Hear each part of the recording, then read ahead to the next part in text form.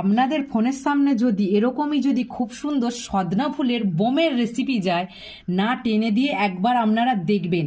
অনেক রকমের সদনা ফুলের রেসিপি আপনারা দেখেছেন বা বানিয়েছেন বা বাড়িতে বানিয়ে খেয়েছেন।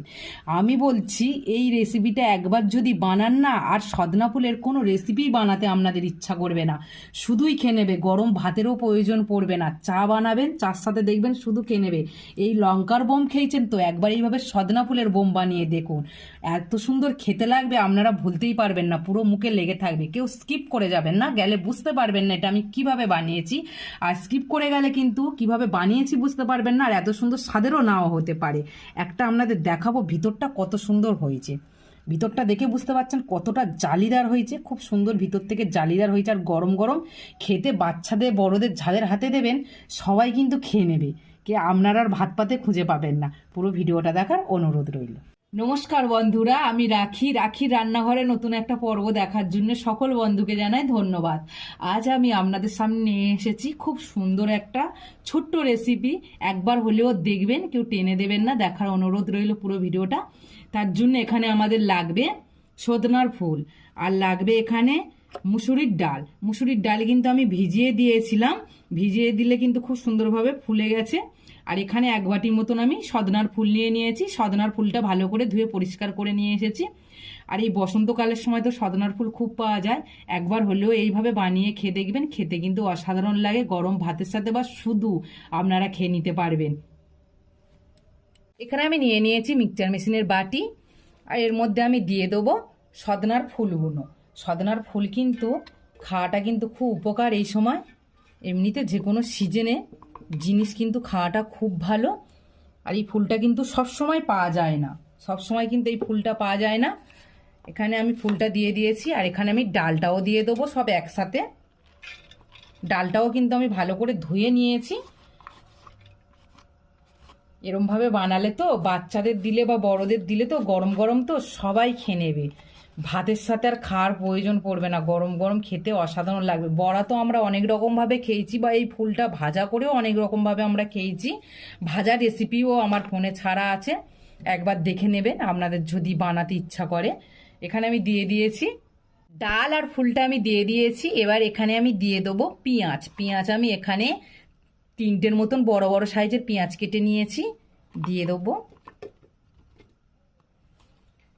এখানে দেবো আমি এবার রসুন, আদা আর কাঁচা লঙ্কা। রসুনটা কিন্তু আমি অনেকটা নিয়েছি, আদাও অনেকটা নিয়েছি, কাঁচা লঙ্কা তো এখানে 8-9টার মতন রয়েছে। একসাথে দিয়ে দিলাম। এবার এখানে আমি কিন্তু এখনই জল ব্যবহার করব না, এটা আমি পেস্ট করতে করতে যদি আমার জল লাগে এখানে আমি একদম সামান্য জল ব্যবহার করব, খুব বেশি এখানে কিন্তু জল ব্যবহার করব না, একদম সামান্য জল ব্যবহার করতে হবে। এখানে আমি একটা গামলা নিয়ে নিয়েছি, আর খুব সুন্দর করে কিন্তু আমি পেস্ট করে নিয়ে এসেছি। এবার ঢেলে নেবো আমি। এরকমই কিন্তু টাইট করে পেস্টটা করতে হবে, খুব সুন্দর করে।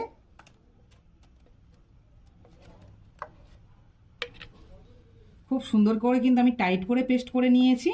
জল একদম লাগলে সামান্য এখানে ব্যবহার করতে হবে।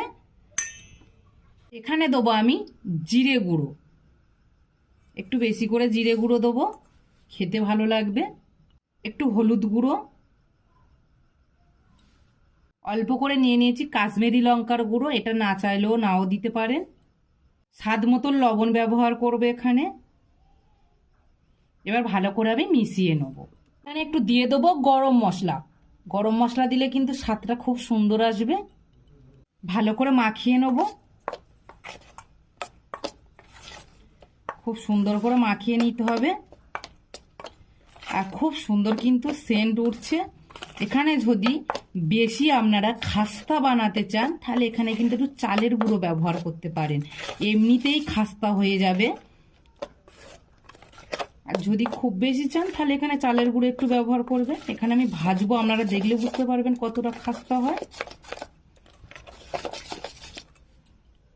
খুব সুন্দর করে কিন্তু আমি ফেটে নিয়েছি। এখানে আমি কড়া বসিয়ে দিয়েছি, কড়াটা কিন্তু ভালো গরম হয়ে গেছে। এবার এখানে আমি দিয়ে দেবো তেল,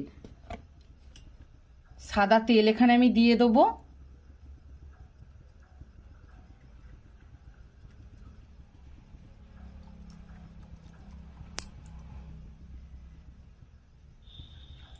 তেলটা কিন্তু এখানে কিন্তু দেখে বুঝতে পারছেন আমি কিন্তু অনেকটা বেশি দিয়ে দিয়েছি। একটু বেশি করে তেল দিলে কিন্তু এটা খেতে ভালো লাগবে। তেলটা কিন্তু ভালো করে গরম করে নিয়ে এখানে কিন্তু মিডিয়াম আঁচে দিয়ে রাখতে হবে। মিডিয়াম আঁচে দিয়ে এখানে কিন্তু আমি এবার ছোট ছোট করে কিন্তু ছেড়ে দেবো। যেভাবে আমরা পকোড়া ভাজি সেইভাবে এখানে আমি দিয়ে দেবো এইভাবে ছোট ছোট করে। আর গ্যাসটা অবশ্যই কিন্তু মিডিয়াম আঁচে রাখতে হবে।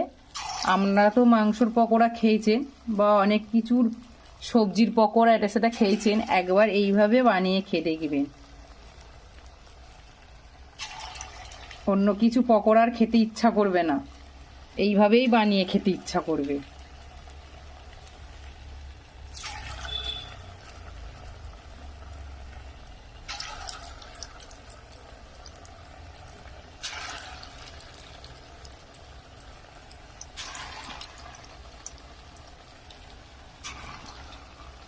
কড়ার মধ্যে কিন্তু অনেকগুলো দেয়া যাবে।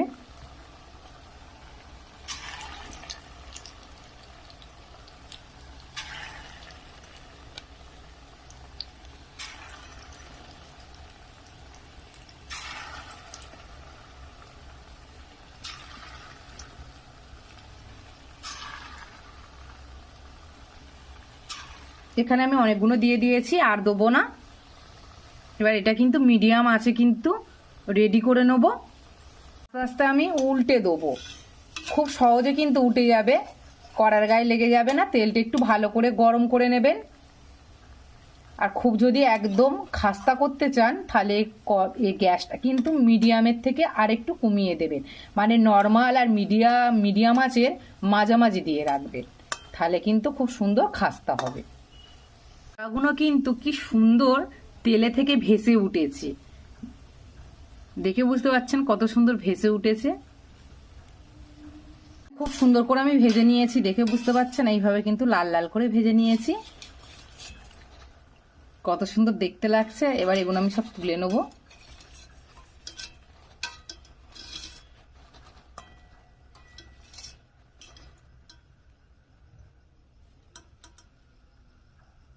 আর একবার এইভাবে আমি অল্প অল্প করে দিয়ে দেবো।